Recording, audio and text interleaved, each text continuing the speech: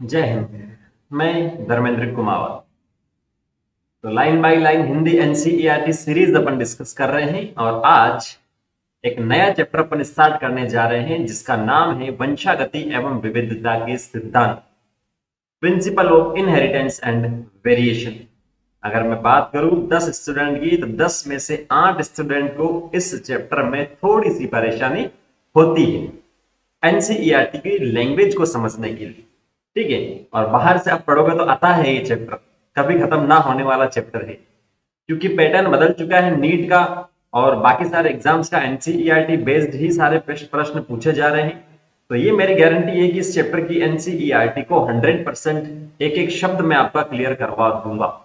ठीक है, बस शर्त ये है कि सेशन को पूरा देखना है, उसके बाद में एनसीईआरटी पढ़नी है और उसके बाद अगर कोई डाउट रहे, वैसा तो नहीं रहेगा लेकिन उसके बाद आपको कोई डाउट रहे तो कमेंट सेक्शन में आप कमेंट करके पूछे। डाउट की पिक्चर है, पिक्चर भेजना चाहते हैं तो आपको इंस्टाग्राम पर मैं मिलूंगा इस नाम से। इस नाम से आप सर्च करेंगे तो चाहे टेस्ट पेपर का कोई क्वेश्चन हो, प्रीवियस ईयर का क्वेश्चन हो, मॉड्यूल का हो, एनसीईआरटी का हो, आप इस आईडी पे मुझे सर्च करेंगे और अपने डाउट पूछ सकते हैं। केवल डाउट ही डिस्कस करेंगे, बाकी कोई बात नहीं होगी। ठीक है, तो स्टार्ट अपन करते हैं इस चैप्टर को, नया चैप्टर जिसका नाम है वंशागति तथा विविधता के सिद्धांत। इसके अंदर आप देखेंगे तो 5.1 से 5.6 टोटल आपको 6 टॉपिक्स दे रखे हैं। मैं ये नहीं कहूंगा कि ये टॉपिक कम इंपॉर्टेंट है या ये ज्यादा है या ये ज्यादा है, हर एक टॉपिक इसके अंदर इंपॉर्टेंट है। लगभग 3 से 4 प्रश्न इस चैप्टर से पूछे जाते हैं हर साल। तो हर एक टॉपिक इसके अंदर क्या है, महत्वपूर्ण है। इस चैप्टर को आपको समझना इसीलिए भी जरूरी है क्योंकि जब आप आगे चलेंगे, 12th क्लास के एनसीईआरटी में ही देख लीजिए, 11th चैप्टर, 12th चैप्टर या बायोमोलिक्यूल, 11th क्लास के एनसीईआरटी का नवा चैप्टर, सेल चैप्टर, तो ये जो 4-5 चैप्टर है एक दूसरे से क्या हुआ है, जुड़े हुए हैं। इस चैप्टर को आप समझ जाएंगे तो जो 11th और 12th चैप्टर है 12वीं कक्षा के, वो आपके टिप्स हो जाएंगे, उसमें आपको कोई दिक्कत नहीं आएगी। ठीक है, बाकी वहां पर और भी बहुत सारे ट्रिक में बता। तो स्टार्ट करते हैं। क्या आपने कभी ये सोचा कि हाथी हमेशा शिशु हाथी को ही जन्म देता है, किसी अन्य जानवर को क्यों नहीं? या आम के बीज से आम का पौधा ही उगता, अन्य पौधा क्यों नहीं? तो इसका जवाब है कि नहीं, हमने कभी नहीं सोचा। हमने कभी नहीं सोचा, हमारे पास इतना टाइम ही नहीं। जो पढ़ा दिया वो पढ़ लिया और नहीं पढ़ाया तो ठीक है। माना कि संतति अपने जनकों से मिलती जुलती है, पर क्या वह उनसे बिल्कुल ही अभिन्न होती है या उनके लक्षणों में कुछ भिन्नता दिखती है? इसका जवाब आपको इसी क्लास के जो फर्स्ट चैप्टर उसमें मिलता है। 2 प्रकार के प्रजनन होते हैं, एक तो होता है लैंगिक और दूसरा होता है अलैंगिक प्रजनन, सेक्सुअल रिप्रोडक्शन और एसेक्सुअल रिप्रोडक्शन। अलैंगिक में क्या होता है, एक ही पेरेंट होता है, पैतृक होता है, पैतृक से पुत्री या संतति कोशिकाएं बन जाती है और इस प्रकार की जो कोशिकाएं बनती है उसमें समानता होती है। इस समानता को अपन कहते हैं क्लोन। जो पुत्री कोशिकाएं अपनी पैतृक कोशिकाओं से समान होती है, आनुवांशिक रूप से, आकारिकी, शारीरिक, सब रूप से, इसीलिए कहते हैं क्लोन। जबकि लैंगिक जनन में क्या होता है, 2 प्रजनन होते हैं और वहां पर जो बनेगी संतति उसमें कुछ ना कुछ ऐसे अभिलक्षण होंगे जो इन दोनों से अलग होंगे। ठीक है, क्या होंगे, थोड़े से अलग होंगे। बाकी समानता है लेकिन थोड़े से अलग यहाँ पर होंगे। क्या तुमने कभी आश्चर्य किया है कि सहोदर कभी एक जैसे दिखते हैं या फिर अलग अलग क्यों दिखते हैं? सहोदर का मतलब एक ही पेट से जो बच्चे पैदा होते हैं वो एक जैसे दिखते हैं, अलग अलग? मोस्टली तो अलग अलग ही दिखते हैं। ट्विंस ना हो जब तक, जुड़वा ना हो जब तक। जीव विज्ञान की एक शाखा आनुवांशिकी या आनुवांशिक विज्ञान, जेनेटिक्स जिसे अपन कहते हैं, ऐसे तथा इससे संबंधित अनेक प्रश्नों पर विचार करती है। इस शाखा में वंशागति और विविधता दोनों का अध्ययन होता है। बहुत महत्वपूर्ण है, बहुत ज्यादा महत्वपूर्ण है। इजी सा स्टेटमेंट दिखता है लेकिन कभी भी पूछ सकता है कि आनुवांशिकी में अपन किसका अध्ययन करते हैं। ठीक है, ऐसे इस लैंग्वेज में नहीं पूछेगा, लैंग्वेज अपने हिसाब से बनाएगा कि स्टूडेंट कंफ्यूज हो जाएगा। आपको ध्यान में रखना है वंशागति, इनहेरिटेंस एंड वेरिएशन, जो एक पीढ़ी से दूसरी पीढ़ी में जा रहा है, और जो विविधता है, उन दोनों को अपन पढ़ते हैं आनुवांशिकी या आनुवांशिक विज्ञान में। अर्थात यह विचार किया जाता है कि जब जनक और संतति के लक्षणों में समानता या असमानता क्यों होती है। वंशागति का मतलब तो क्या होगा, एक पीढ़ी से दूसरी पीढ़ी में लक्षणों का ट्रांसफर होगा, स्थानांतरण होगा, लेकिन इससे ये भिन्न है, अलग है। क्यों? किसकी वजह से? तो ये समान है या असमान, इसका भी अध्ययन करेंगे अपन आनुवांशिकी में या आनुवांशिक विज्ञान में। वंशागति आनुवांशिकी का आधार है। प्रश्न आपसे पूछा जाए निम्न में से कौन सा या निम्न दो कथनों में से कौन से कथन सही है, विचार कीजिए। वंशागति आनुवांशिकी का आधार, दूसरा बे लिखेगा या बी लिखेगा आनुवांशिकी वंशागति का आधार है, तीसरा लिखेगा उपरोक्त दोनों सही है, चौथा लिखेगा उपरोक्त दोनों ही गलत है, फिर नीचे दे देगा ए बी सी। तो बताओ, तो वंशागति जो है वो क्या आनुवांशिकी का आधार है। आनुवांशिकी में अपन वंशागति को तो पढ़ते ही हैं और विविधता को भी वहां पर पढ़ते हैं। ऐसा नहीं कि वंशागति में आनुवांशिकी पढ़ रहे, ठीक है। एक स्कूल है, उस स्कूल का एक आप पार्ट अगर 12th क्लास में पढ़ रहे हो, ऐसा नहीं कि 12th क्लास ही पूरी स्कूल है, उसमें 11th भी है, 10th भी है, 9th भी है और जो भी क्लास है तो सारी है, ठीक है। तो वंशागति जो है आनुवांशिकी का क्या है, आधार है। अब क्या बोल रहा है, वंशागति वह प्रक्रम है जिससे लक्षण जनक से संतति में जाते हैं तथा विविधता जनक और संतति के लक्षणों की असमानता की अवस्था। दोनों जो शब्द है इनको एक्सप्लेन किया है। वंशागति में क्या होता है, जो भी लक्षण है वो पैतृक जो है या जनक जिस पर कहते हैं वहां से संतति में जाता है, और विविधता जो है लक्षण जाने के बाद में उसमें जो असमानता है वो एक तरह से विविधता है, ठीक है। ये इस प्रकार का दिख रहा है, ऐसा दिख रहा है समझाने के लिए केवल।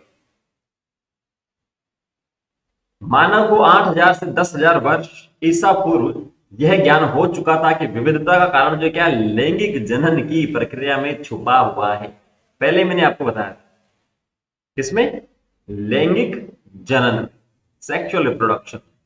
और लैंगिक जनन में क्यों, क्योंकि वहां पर जो गुणसूत्र है, आपने एक शब्द सुना है क्रॉसिंग ओवर, तो ये जो क्रॉसिंग ओवर होता है एक्सचेंज ऑफ जीन, जीन विनिमय जिसे अपन कहते हैं, तो जीन विनिमय जब जहां पर होगा तो वहां पर क्या होगा, विभिन्नताएं आना सुनिश्चित है।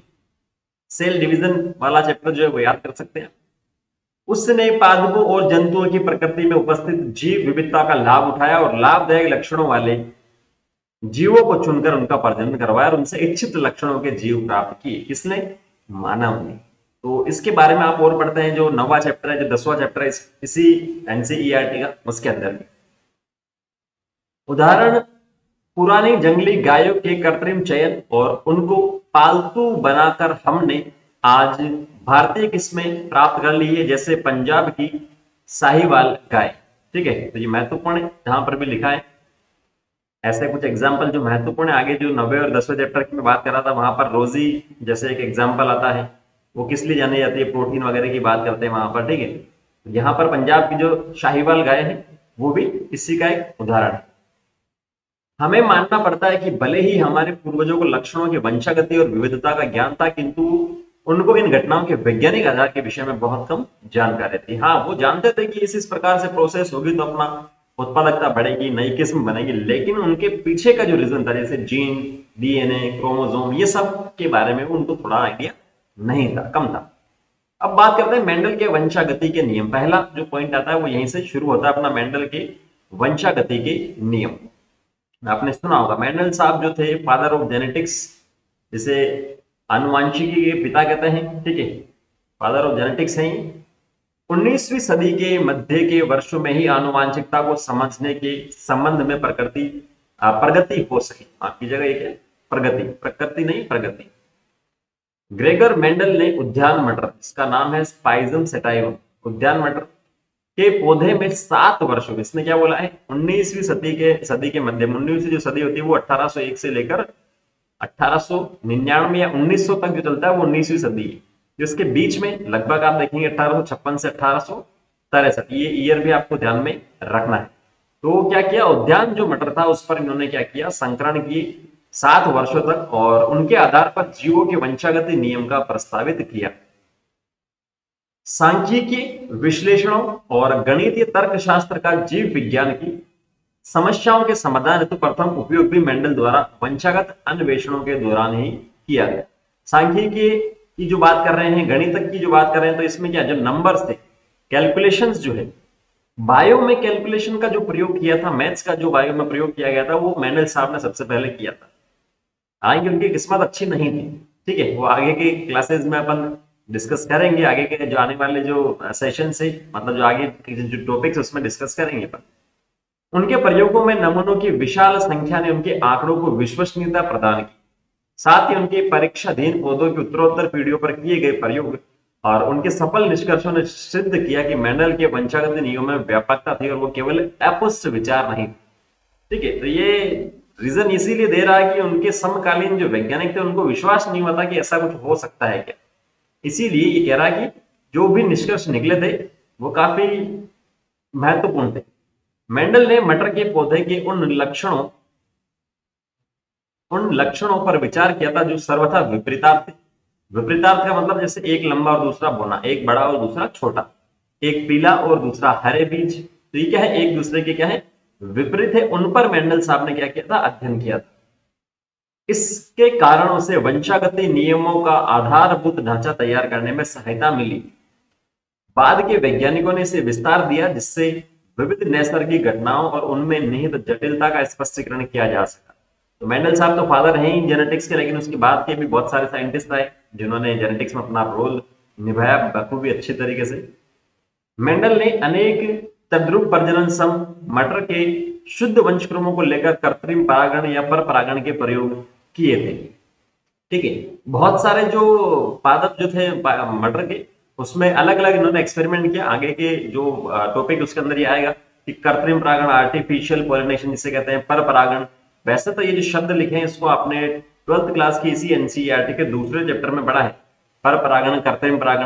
आर्टिफिशियल में क्या होता है, अपन खुद अपनी इच्छा से करवा रहे हैं कि इसका जो पराग कण है वो इस पुष्प के साथ जाएगा या फीमेल के साथ जाएगा, वो आर्टिफिशियल हो गया, अपन करवा रहे हैं। एक होता है नेचुरल, प्राकृतिक तरीके से जो भी एजेंट है, कारक जो है, चाहे मधुमक्खी है, हवा है, जल है, वो लेके जा रहे हैं। तो इस प्रकार का जो क्या मेंडल ने एक्सपेरिमेंट किया था।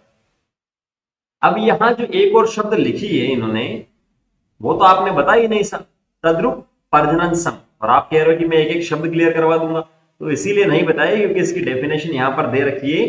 ट्रू ब्रीडिंग इसे इंग्लिश में अपन कहते हैं। इंग्लिश का नाम भी आपको याद में रखना है, ध्यान में रखना है, तो काम आसान हो जाएगा जेनेटिक्स में, नहीं तो शब्दों में ही कंफ्यूज हो जाएगा।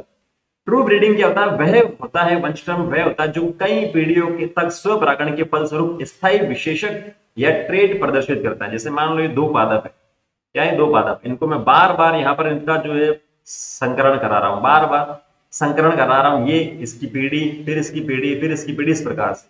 तो लास्ट में जो मुझे मिलेगा वो होता है ट्रू ब्रीडिंग का जो रिजल्ट है वो, या प्रजनन सम, स्थायी विशेषक। जैसे मान लो ये लंबे पौधे के लिए ही होगा, तो ये लंबे पौधे के लिए हो चुका है स्थायी। ऊपर मान लीजिए टी और टी था, ये टी और टी था, ये टी और टी क्या है, ये क्या समझ में नहीं आ रहा था, अभी कुछ समय में आपको आ जाएगा, कोई दिक्कत वाली बात नहीं। स्थायी का मतलब उसी लक्षण के लिए वो हो जाएगा। मेंडल ने मटर की 14 तद्रुप प्रजननी मटर की किस्मों को छांटा और 7 जोड़े, अर्थात 7 जोड़े, ये महत्वपूर्ण पूछा गया है, कितने जोड़े पर उसने स्टडी की, 7 जोड़े पर लक्षण पूछा जाए तो कितने हो जाएंगे, 14 हो जाएंगे। इनके अन्य लक्षण समान थे। इनमें से कुछ उदाहरण इस प्रकार से चिकने या झुर्रीदार बीज, पीले या हरे बीज, फूली, ये कुछ एग्जांपल दे रखे हैं तालिका में और चित्र में। ठीक है, जैसे ये आपको दे रखा है, इस तालिका को अपन बाद में देखेंगे, पहले अपन देखते हैं इस चित्र। तो यहाँ आप देखेंगे लक्षण इन्होंने लिखा है, 7 जो लक्षण होंगे ये विपरीत लक्षण वाले होंगे। एक है प्रभावी और दूसरा लिखा है अप्रभावी। क्या है, प्रभावी और दूसरा लिखा है अप्रभावी, जिसके बीच में अपन संकरण कराने वाले। ठीक है, तो प्रभावी का मतलब क्या होगा, जो अपना प्रभाव दिखाएगा वो प्रभावी, डोमिनेंट है वो, है ना। जैसे एक तरफ बनाया पनीर, दूसरी तरफ बना दिए बिल्कुल दाल, क्या बना दिया, दाल बना दिया, तो पनीर वहां पर क्या हो गया, प्रभावी हो गया, उसको तो आपको खाना ही पड़ेगा, अच्छा लगेगा। तो यहाँ जो प्रभाव दिखा रहा है वो प्रभावी हो गया। जैसे बीज का आकार है, ये महत्वपूर्ण, इनको सबको सातों को आपको ध्यान में रखना है। बीज का आकार जो गोल होता है, एक झुर्रीदार होता है, तो ये प्रभावी है। बीज का रंग पीला है तो प्रभावी है, हरा है तो अप्रभावी है। फूल का रंग बैंगनी है तो प्रभावी है, सफेद है तो अप्रभावी है। फली का आकार फूली हुई है तो प्रभावी है, और सिकड़ी हुई है तो, चित्र में भी आप देख सकते हैं, चित्र में भी इन्होंने अलग अलग बनाया, सेम नहीं है चित्र। फली का रंग अगर हरा है तो प्रभावी और पीला है तो अप्रभावी है। पुष्प की स्थिति अगर अक्षी है और वो प्रभावी और अंत्य है तो क्या है, अप्रभावी। अक्ष का मतलब जो सबसे लास्ट, सॉरी, जो साइड में यहां से निकल रहे हैं, और अंत्य का मतलब जो सबसे लास्ट में, अंत में है। ठीक है, और सबसे लास्ट का लिखा तने की ऊंचाई की बात कर रहा है, अगर लंबा है तो वो प्रभावी है और छोटा है तो वो बोना है। तो ये कुछ आपके पास क्या है, लक्षण यहाँ पर आपको बता रखे। विपर्ययी विशेषक मतलब कॉन्ट्रास्टिंग ट्रेड जिसे अपन कहते हैं, एक दूसरे के जो विपरीत हैं वही यहाँ पर आपके पास इस टेबल में दे रखा है। तो यही आपको करना है आज के होमवर्क में। इस टेबल को आप खुद से बनाएंगे, लिखेंगे और इनका आपको रिवाइज करना है कि कौन सा प्रभावी और कौन सा अप्रभावी है।